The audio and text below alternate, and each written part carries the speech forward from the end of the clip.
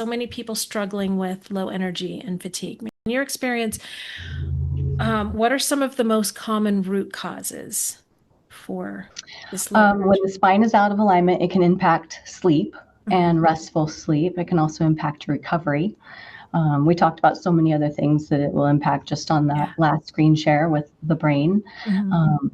But a lot of things, like if you can get the pressure off of that nervous system, so many of my patients comment how much better they sleep and then how much more rested they are.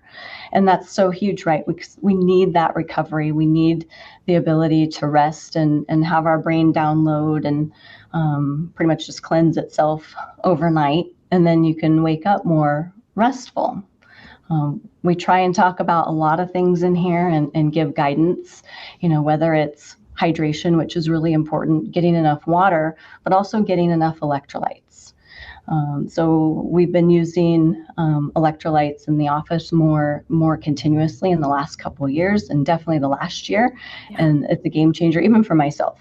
So it's something that I drink, before exercising in the morning, and even have something in the afternoon just to help keep going. So those are some important things. So the sleep, the hydration, exercise is important. I recently heard on a podcast a couple months ago, sky before screen. So getting out and getting sunlight before you pick up that phone.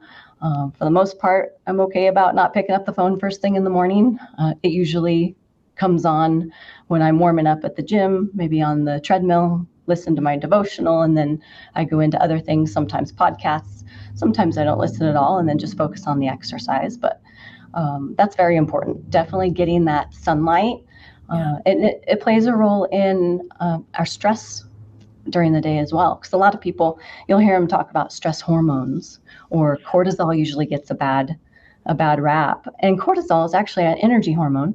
And when you go out in the sun in the morning, especially within a couple hours of sunrise, it sets your cortisol levels in a healthy range for the rest of the day. And then it helps later on in the afternoon and early evening, especially as the sun starts to go down, to set the melatonin that the body produces. So there's so many great aspects just to getting outside and getting that sunlight, especially along that sunrise and sunset time frame. But you're telling me there's relief there now, that there's, Good I news, there can be love relief. that.